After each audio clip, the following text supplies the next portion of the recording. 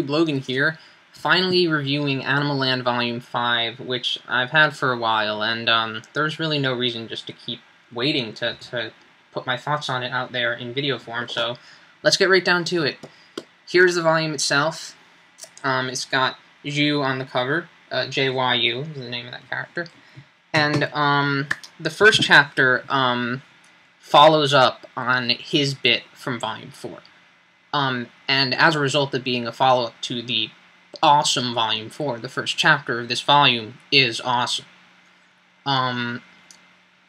It definitely signifies a change in pace for the series, and I'm not really going to much go into the plot of this volume, because the plot description on the back of the volume spoils something pretty big that happens in the first chapter, which is really weird. I read it on Amazon, and I was like, whoa, I did not want to know that. So just know that the first chapter is really, really crazy. And that the rest of the volume sort of springs off from this.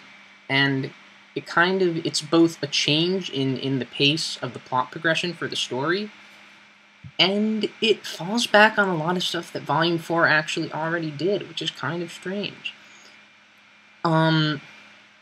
For instance, just to give you the bare bones of kind of what the latter, is it 3 or 4, I'm not sure, chapters in this volume are, Tarose is kind of trying to stop these two groups of animals from fighting against each other. And, you know, even though him and his gang try as they might, it's kind of up to the animals themselves to really realize the error of their ways. And you know, we'll see if they do that. So even though that's similar to Volume 4, there are some things that really do shift it a little and kind of hint that there's a lot more going on here. Without going into it, I'm going to say that the world of this manga still continually surprises me and interests me.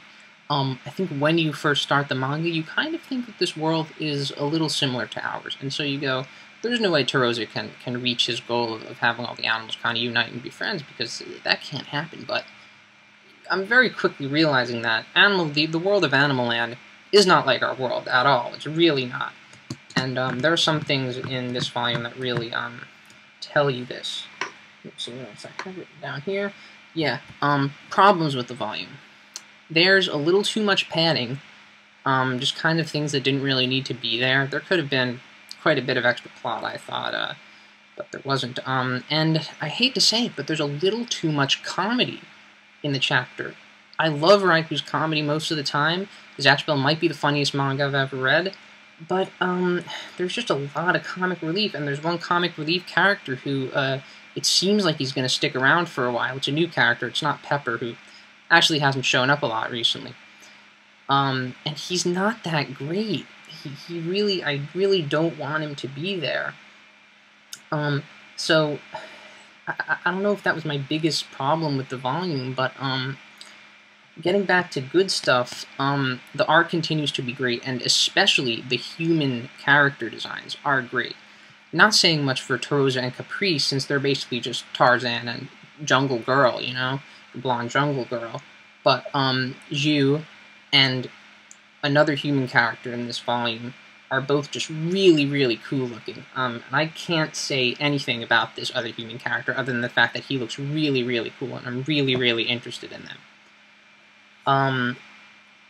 There is also some fighting in the first chapter that's really worth mentioning. It's probably the best instance of fighting that I've seen in this manga so far. It was really surprising and really awesome.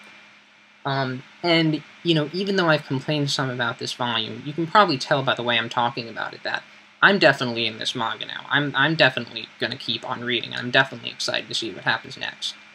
So, with that said, you know, I think I'm going to give this volume 6.5. Because even though it has its flaws, it really does continue the manga in the end, a satisfying way. Even though it repeats some stuff from Volume 4 and has a little too much padding and comedy, which are kind of one and the same.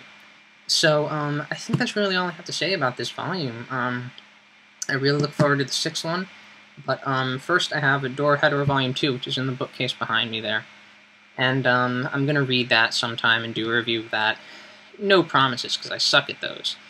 But I hope you like this review, and I hope you tune in again whenever I have another one out. So, thanks for watching. I'll see you later, or maybe I won't.